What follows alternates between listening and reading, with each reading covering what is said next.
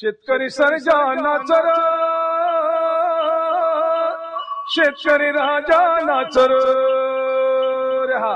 नाच गड्या सोन्याचा दिसा जहायर, नाच गड्या सोन्याचा दिसा जहायर.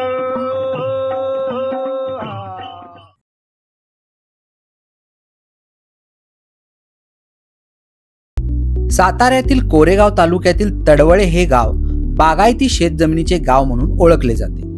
मात्र आता या गावाला टोमॅटोचे गाव म्हणून आधुनिक ओळख मिळाली. या गावामधील अनेक शेतकरी मोठ्या प्रमाणात भाजीपाल्याचे उत्पादन घेत असून त्यात टोमॅटोचं प्रमाण लक्षणीय आहे. इथल्या व्यापाऱ्यांचा टोमॅटो मुंबई, वाशी, पुण्यासह इतर बाजारपेठेत जातो.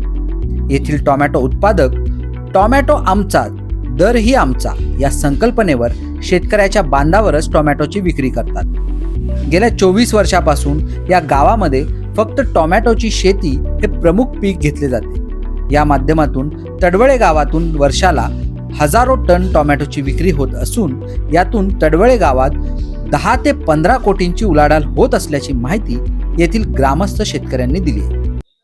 आमच्या गावामध्ये 200 ते 250 एकर टोमॅटोचं पीक घेतलं जाते आणि या पिकाच्या माध्यमातून आमच्या गावात तुम्हाला सांगायचं 10 तर 10 तर नक्कीच, पण 10 ते 15 तुम्हाला सांगायचं कोटीची उलाढाल.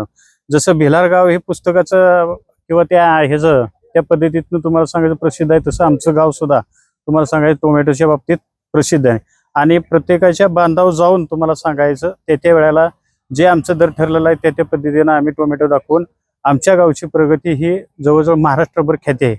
या गावचं नाव टोमॅटोच्या बाबतीत प्रसिद्ध आहे. सध्या तडवळे गावातील शेतकरी एकत्रितपणे मुंबई पुण्याच्या बाजार समितीतील घाऊक व्यापाऱ्यांशी बोलून आपला दर ठरवतात आणि त्यानुसारच व्यवहार करतात. त्यामुळे तडवळे गावाला टोमॅटोचे गाव म्हणून ओळखले जाऊ लागले. या शेतकऱ्यांची ही एकी आणि त्यांचा या उपक्रमाची सध्या सातारासह संपूर्ण महाराष्ट्रात चर्चा सुरू असते. ही नेमकी संकल्पना काय आहे हे आपण जाणून घेऊया. आज या ठिकाणी आमच्या टोमॅटोचं गाव म्हणून तडवळे प्रसिद्ध झालेलं आहे. याचं कारण असं आहे की तरुण वर्ग या शेतीकडे जास्त प्रमाणात वळलेला आहे. कारण नोकरीच्या मागे न राहता शेती हीच आपली नोकरी समजून तरुण वर्गानं जो हा उपक्रम राबवला, प्रत्येका एकमेकाच्या शेतात सहभागी व्हायचं, एकमेकाला सहकार्य करायचं आणि शेतीमध्ये उत्पन्न मोठ्या प्रमाणात कसे निघेल त्याच्या संदर्भातले संशोधन काय, तर तज्ञाकडे न जाता किंवा तज्ञाचं मार्गदर्शन घेऊन सुद्धा आपल्या शेतीच्या इतर सर्व एकत्र येऊन चर्चेच्या माध्यमातून आपण काय केलं पाहिजे, कुठल्या प्रकारचं बियाणं वापरलं पाहिजे, कुठल्या प्रकारचं